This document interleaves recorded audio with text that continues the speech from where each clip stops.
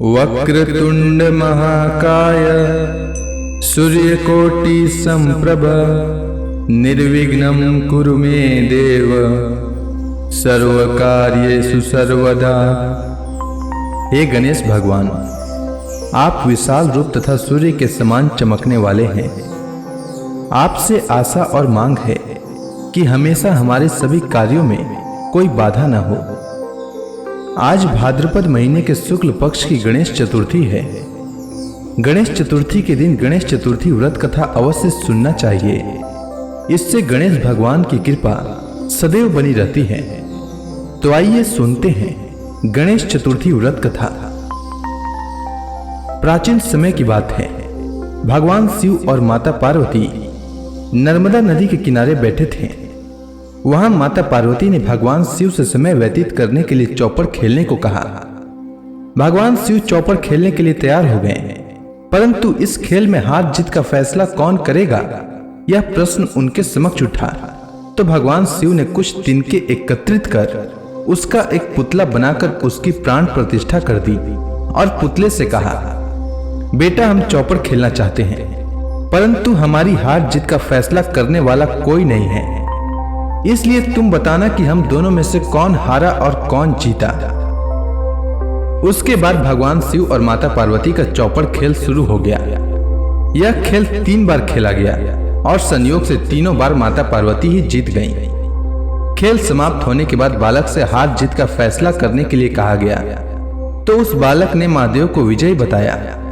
यह सुनकर माता पार्वती क्रोधित हो गईं और क्रोध में उन्होंने बालक को लंगड़ा होने और कीचड़ में पड़े रहने का श्राप दे दिया। बालक ने माता पार्वती से माफी मांगी और कहा कि यह मुझसे अज्ञानतावश ऐसा हुआ है, मैंने किसी द्वेष भाव में ऐसा नहीं किया। बालक द्वारा क्षमा मांगने पर माता पार्वती ने कहा कि यहाँ गणेश पूजन के लिए नाग कन्याएं आएंगी। उनके कहे अनुसार तुम गणेश व्रत करो, ऐसा करने से तुम मुझे प्राप्त करोगे। यह कहकर माता पार्वती शिव के साथ कैलाश पर्वत पर चली गई। 1 वर्ष के बाद उस स्थान पर नाग कन्याएं आईं। तब नाग कन्याओं से श्री गणेश के व्रत की विधि मालूम करने पर उस बालक ने 21 दिन तक लगातार गणेश जी का व्रत किया। उसकी श्रद्धा से गणेश भगवान प्रसन्न हुए। उन्होंने बालक को मनोवांछित फल मांगने के लिए कहा, तो उस बालक ने कहा, हे विनायक, मुझ में इतनी शक्ति दीजिए कि मैं अपने पैरों पर चलकर कैलाश पर्वत पर अपने माता पिता से मिलने पहुंच सकूं और वे यह देखकर प्रसन्न हों।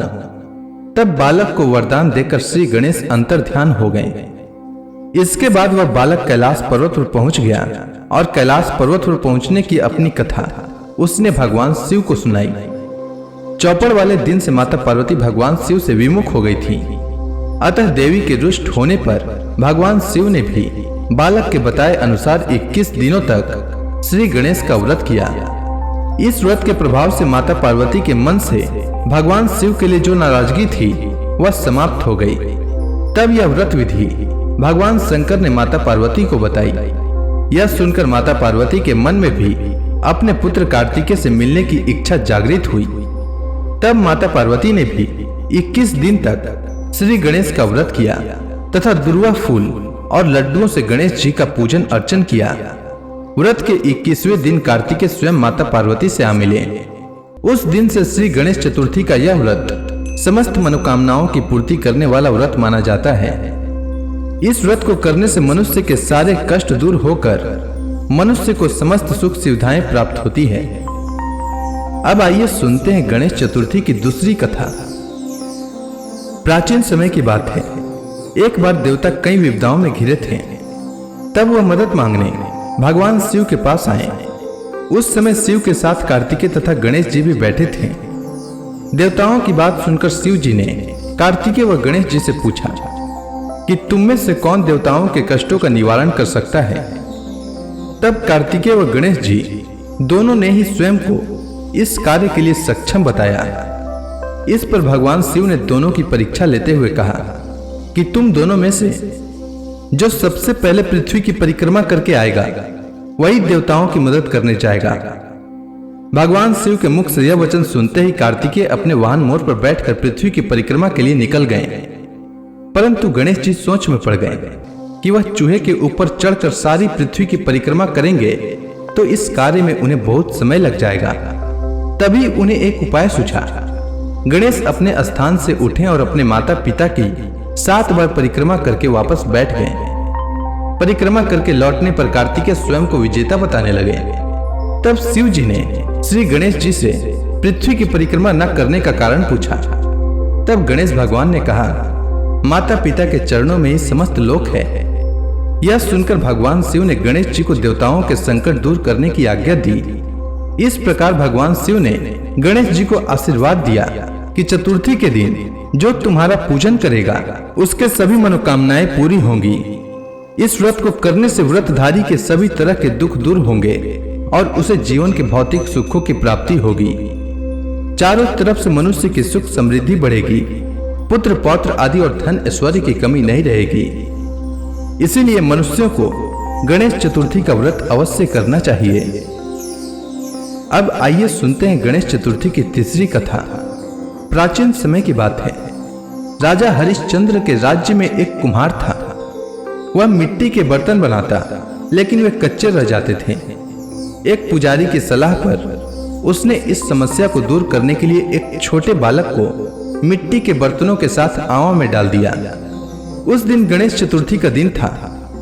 उस बच्चे की मां अपने बेटे के लिए परेशान थी। उसने गणेश जी से बेटे की कुशलता के लिए प्रार्थना की।